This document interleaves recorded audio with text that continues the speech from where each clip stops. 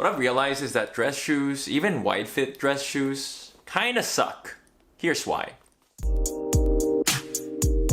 So here's a wide fit dress shoe from a brand called Florsheim. Here's a wide fit dress shoe from a brand called Hush Puppies. Both of them are pretty mainstream American brands, sort of in the budget to mid-range price point. Do you see what's wrong here? I'll tell you in a bit, but first, a bit of background about myself. Growing up, I've always had very wide feet, and brands like Hush Puppies, Rockport, Florsheim, they were sort of my savior because they had wide fit dress shoes, or so I thought. I've been blissfully unaware that these shoes didn't really solve the main problem.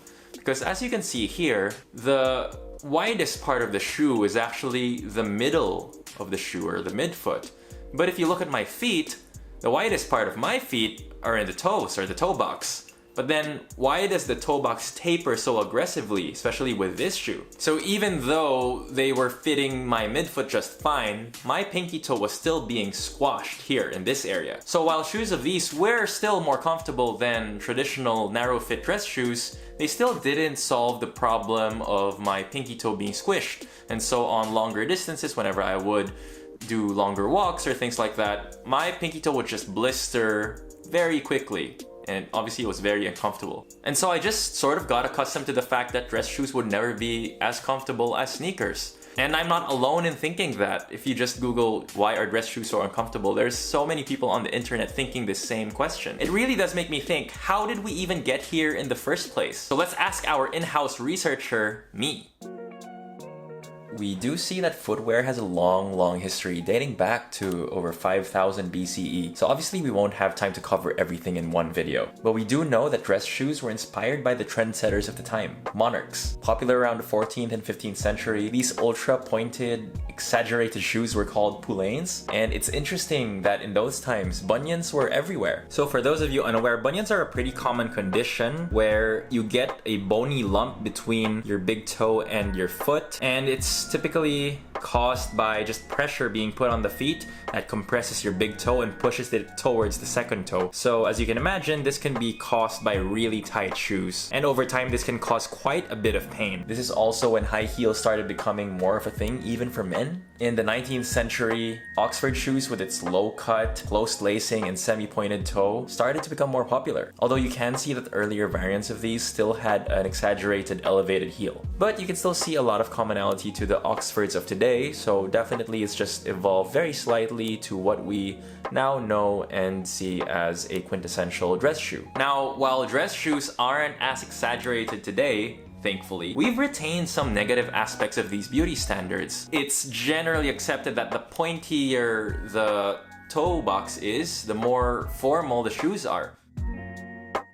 So naturally, I wanted to look for some barefoot style dress shoes. If you're new to the idea of barefoot shoes or minimalist shoes, I have a video up here which you can check out first. So I'm not gonna go into too much detail on that in this video, but basically I was looking for a dress shoe that was zero drop, so no elevated heel, and with a wide enough toe box where my pinky toe did not feel cramped. There's actually a few out there already from more popular barefoot shoe brands like Lems and Vivo Barefoot. For example, with Lems, they have their 9 to 5 line, which looks something like this. To be honest, it isn't super dressy for me. First is the lacing is open lacing. It's not really a more formal Oxford style lacing. And second, the toe box is so wide and bulbous, it looks a bit clownish, but it looks more like a Doc Martens style shoe. So definitely not something that I would wear in a formal setting. Next up, we have something like the Vivo Barefoot Raw, which again, open lacing, less formal immediately, and I don't think the leather is super polishable. So yeah, not something I would wear in a formal setting. And you'll see that a lot of other barefoot shoes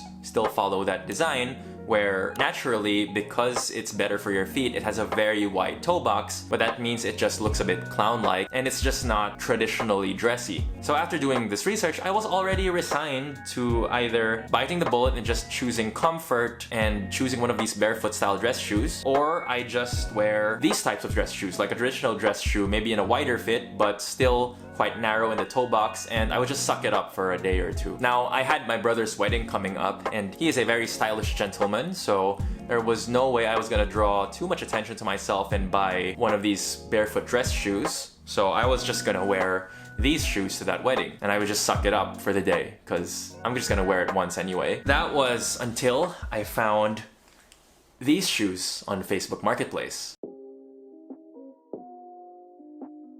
Now these shoes might be the perfect barefoot dress shoe compromise. It's zero drop.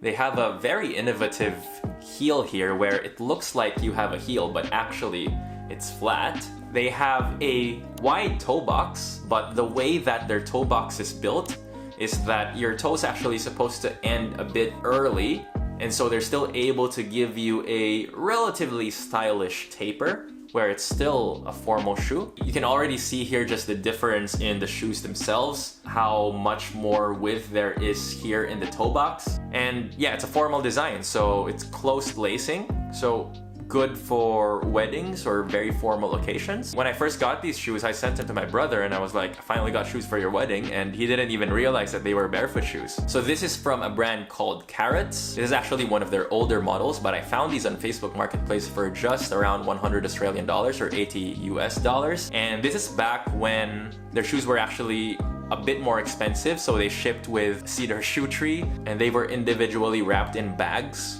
So I'll sort of show you what they come shipped as. I think back then they were known as Primal Professionals, so they actually had this at the bottom here. So this is their fair line. I reached out to Carrots actually on Instagram and they were very friendly and they gave me a lot more information than I asked for about just the history of their shoe, how they built it. The only real barrier here is price and just thinking about cost per wear. These are pretty expensive at around 250 US dollars, so that gets you up into very fancy dress shoe territory, and at that price point you'll actually get things like leather replaceable soles already, whereas I think with these one the soles aren't replaceable. But that's just the reality with all barefoot shoes. There's always a slight premium because they just don't have the demand of mainstream shoes where they can actually get, you know, more economies of scale and push the price down. Anyway, I'll be using this shoe a lot more during the next few months. I think it'll be a waste if I just use this for weddings or very special occasions. Again, that cost per wear number is gonna go up. So